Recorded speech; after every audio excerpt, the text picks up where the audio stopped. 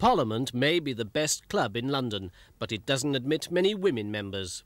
Suffragettes who fought for votes for women would welcome a record number of women candidates in this election. Very lovely dog.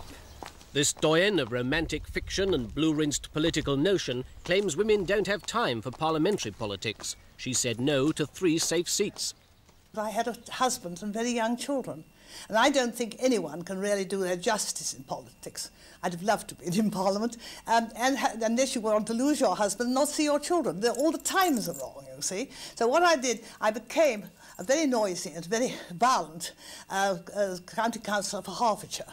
Do you ever regret, though, not accepting one of those safe Conservative seats? In a way, except I was terribly, terribly happy with my husband. And you know, Englishmen are all the same. They always expect their wives to be home for dinner. You can't be home for dinner if you're a member of Parliament. And we've seen so many marriages break up in Parliament because the wife can't be home for dinner. Rose-tinted Harriet Harman happily defies BC philosophy. She has 3 children under 5, all born since she was elected a South London MP. Constituency business doesn't wait, but she was on maternity leave from her shadow government job when the election was called. It means that baby Amy will be reared on the campaign trail on a cocktail of mother's milk and politics.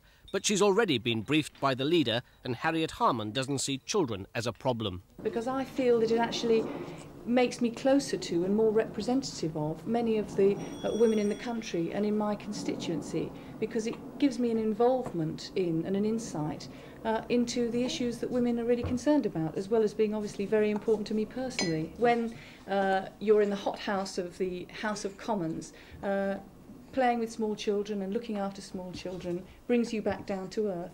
And it's a wonderful privilege to have small children. And how important is the women's vote going to be in this election? I think the women's vote is going to decide who goes into number 10 Downing Street. It's that important. Marion Rowe's family had grown up before she graduated to a full-time political career via Bromley Council and the GLC. I make no apology for the fact that I was, I think, what's called just a housewife at home looking after my family when they were young, and then started a new career in middle age in politics. And I think perhaps I have advantages in doing it that way around. Married to a merchant banker, she has a family hideaway in Kent, a constituency flat in Hertfordshire, another in an exclusive block in Westminster, walking distance from her office in the Department of Transport and the Commons corridors of power.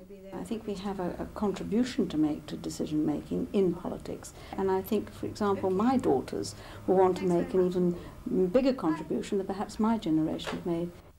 Are those who've made it to Westminster allowed to equal the tempers of male MPs? Oh, I think everybody's allowed to lose their temper. One has to be a little bit careful, because if you don't handle it correctly, you can be accused of being very strident. This is regarded not as being very feminine, but I think we're all entitled to lose our cool on occasions, men included. There we go. Birthday cake making breaks up campaigning for this late entrant to the last Parliament.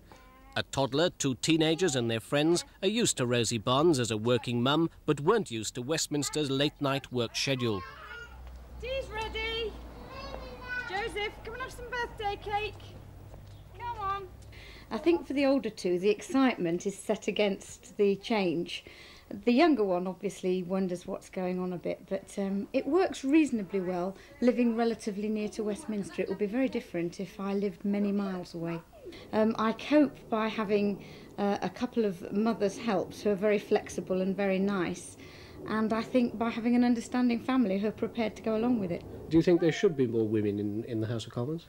I think it's absolutely vital. If you look at the problems in housing, the health service, education, it's very often the women that are picking up the pieces if things go wrong or coping with the problems, and I think they need to be there putting their case a bit more vociferously. Alliance Rosie Barnes, Conservative Marion Rowe and Labour Harriet Harman rarely agree, but all would like to see many more women in the next Parliament.